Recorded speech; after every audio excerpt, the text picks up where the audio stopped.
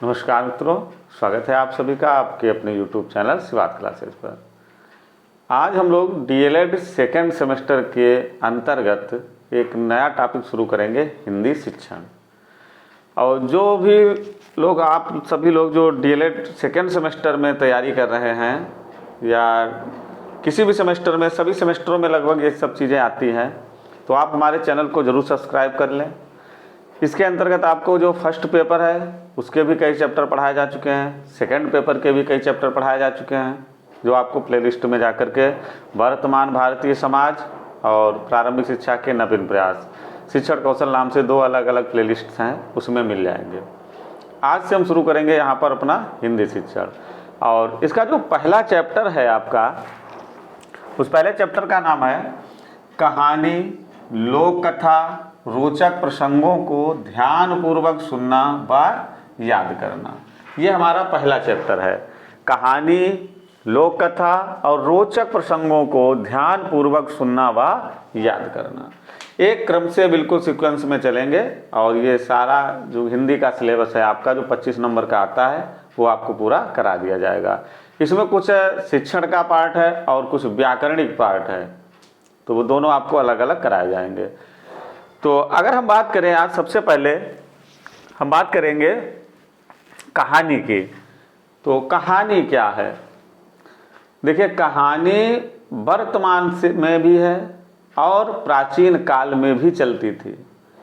हम कह सकते हैं कि जब से मानव सभ्यता का विकास हुआ है, मानव में जब से सभ्यता का विकास हुआ है, कहानी तब से प्रारंभ है। वैदिक काल में बहुत से आचार्य ऐसे होते थे जो कहानी के माध्यम से ही शिक्षा देते थे। जैसे आपने सुना होगा नाम आचार्य विष्णु शर्मा का, और उनकी जो रचना थी उसको हम कहते हैं पंचतंत्र की कहानियां। इस प्रकार से बहुत सी रचनाएं हैं। तो आचार्य विष्णु शर्मा की जो पंचतंत्र की कहानियां थी, ज्ञान परक थी, शिक्षा परक थी और साथ ही साथ मनोरंजनात्मक भी थी। देखिए, कहानी में क्या होता है, जब हम किसी कहानी को सुनते हैं या सुनाते हैं किसी को, तो उससे एक तो मनोरंजन भी होता है। हम ध्यानपूर्वक सुनते हैं, सुनाते हैं तो हमारा मनोरंजन भी होता है। और पहले मनोरंजन के ये साधन हुआ करते थे।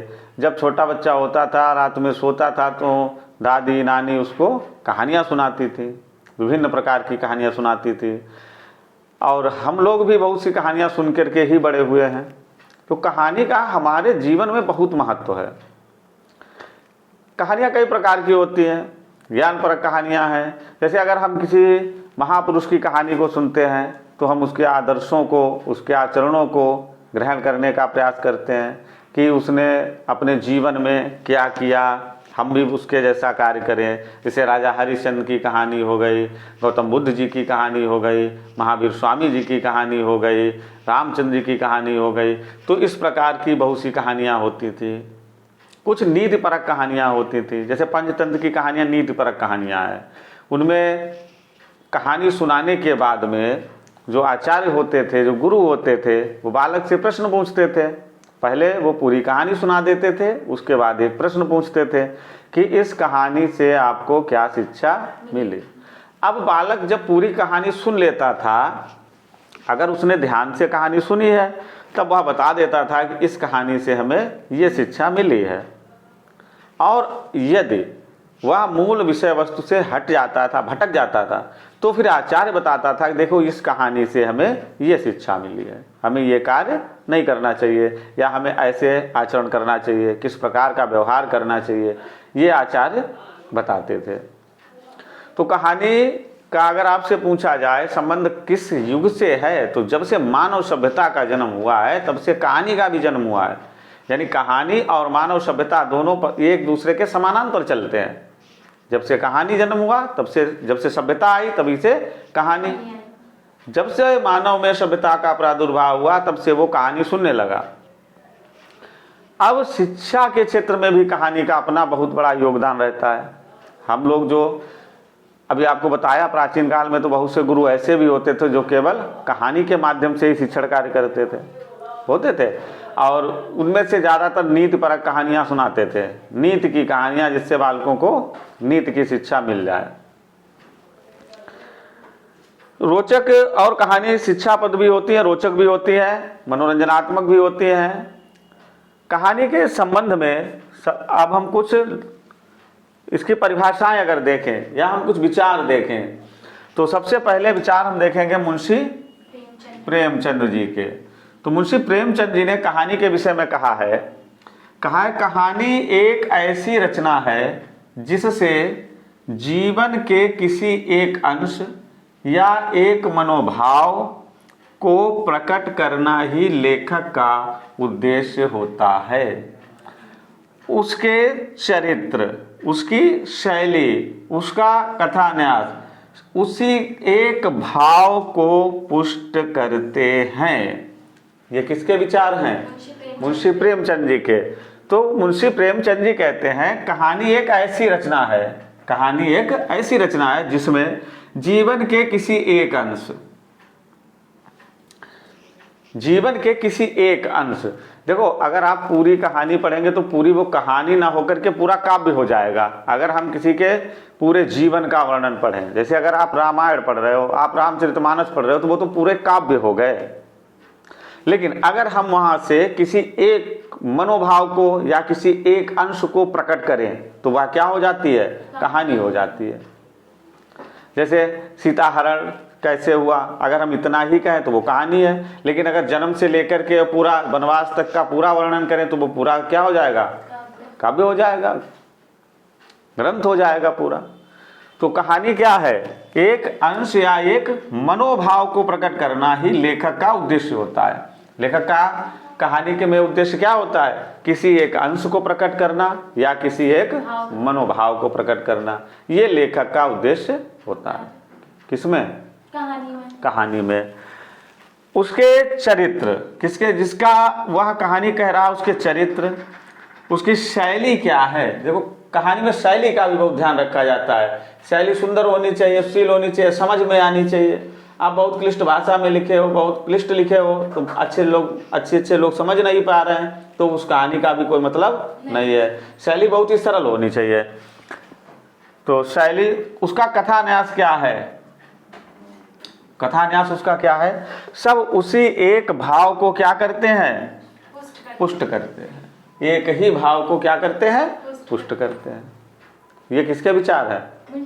मुंशी प्रेमचंद जी के विचार है। दूसरा हम देखेंगे रायवर्ण।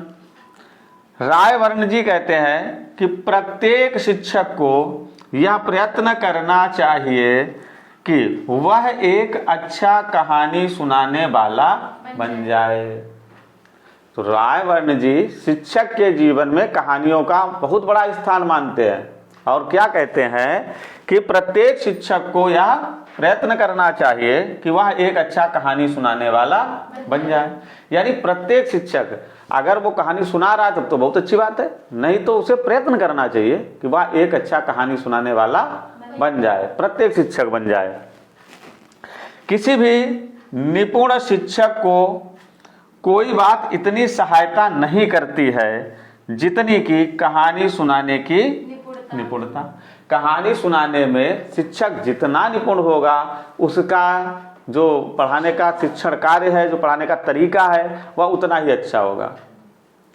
अगर किसी शिक्षक को, विशेषकर भाषा शिक्षक की बात चल रही है, भाषा शिक्षक को अगर कहानी सुनाने की कला नहीं आती है तो रायवर्ण के अनुसार वह अच्छा शिक्षक तो अच्छा होगा, लेकिन अगर वह कहानी सुना रहा है, कहानी के माध्यम से शिक्षण कार्य कर रहा है, तो वह एक बहुत ही अच्छा शिक्षक होगा। तो ये कहानी के संबंध में हमने दो लोगों के विचार समझे। मुख्य रूप से ये महत्वपूर्ण है, पूछे जाते हैं परीक्षाओं में, इसलिए हमने दो को ही लिखा। अगर आपसे पूछा जाए कहानी क्या है, उसकी दो परिभाषाएं बताइए या कहानी के संबंध में अपने विचार लिखिए, तब आप इन दोनों लोगों के, इसके मुंशी प्रेमचंद और रायवर्ण के विचारों को लिख देंगे तो आपको नंबर पूरे मिल जाएंगे। ये लांग में प्रश्न आएगा, 2 नंबर का आएगा आपका डीएलएड में, तो ध्यान रखिएगा इस बात का। तो कहानी एक ऐसी रचना है जिसमें जीवन के किसी एक अंश या एक मनोभाव को प्रकट करना ही लेखक का उद्देश्य होता है। उसके चरित्र, उसकी शैली, उसका कथान्यास सब उसी का एक भाव, उसी एक भाव को क्या करते हैं, पुष्ट करते हैं, मजबूत करते हैं। दूसरा हमने रायवर्न को देखा, तो प्रत्येक शिक्षक को क्या करना चाहिए, यह प्रयत्न करना चाहिए कि वह एक अच्छा कहानी सुनाने वाला बन जाए। प्रत्येक शिक्षक को यह प्रयत्न करना चाहिए कि वह एक अच्छा कहानी सुनाने वाला बन जाए। किसी भी निपुण शिक्षक को कोई बात इतनी सहायता नहीं करती है, कोई एक अच्छा शिक्षक है, कोई एक निपुण शिक्षक है, तो उसको कोई बात इतनी सहायता नहीं करती है जितनी कि क्या करता है,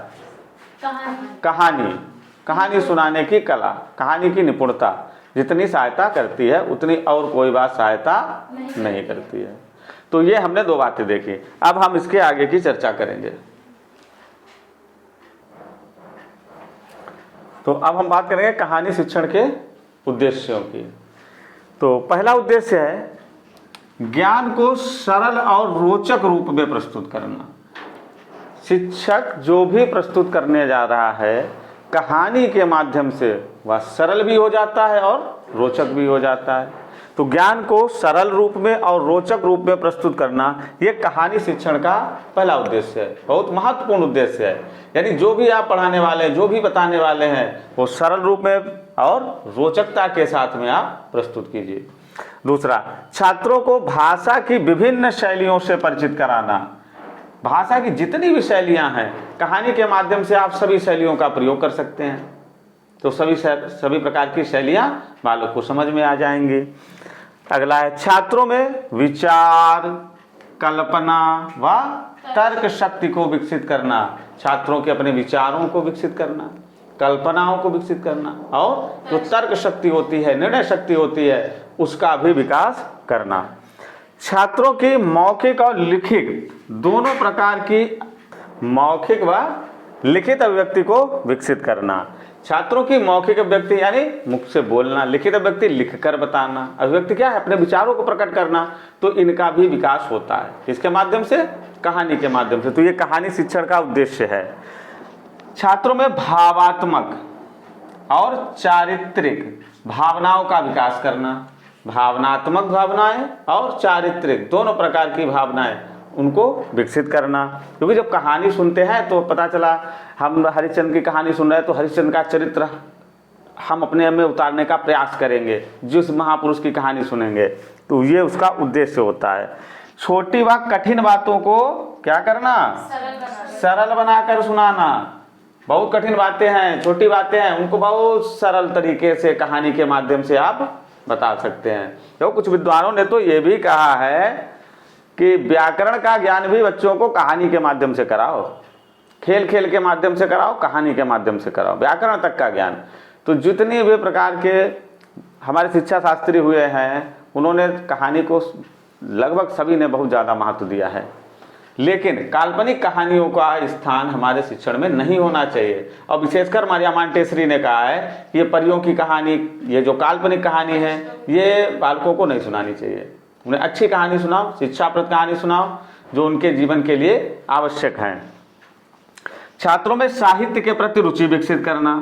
वर्तमान समय में हर आदमी जो है साहित्य से दूर भागने की कोशिश कर रहा है, गणित पढ़ रहा है, विज्ञान पढ़ रहा है, तकनीकी के क्षेत्र में जा रहा है। तो कहानी के माध्यम से कहानी शिक्षण का उद्देश्य यही है कि बालकों को साहित्य के प्रति रुचि उत्पन्न कराना, जिससे वो साहित्य की ओर अग्रसर हो। अगला है छात्रों में देश, जाति, धर्म इनके प्रति क्या बनाना, स्थायी भाव बनाना। देश के लिए कुछ करना, कुछ धर्म के लिए करना, कुछ जाति के लिए अपने करना। तो ये उनके लिए क्या है, इस भाव को स्थायी बना देना, स्थायी भाव बना देना।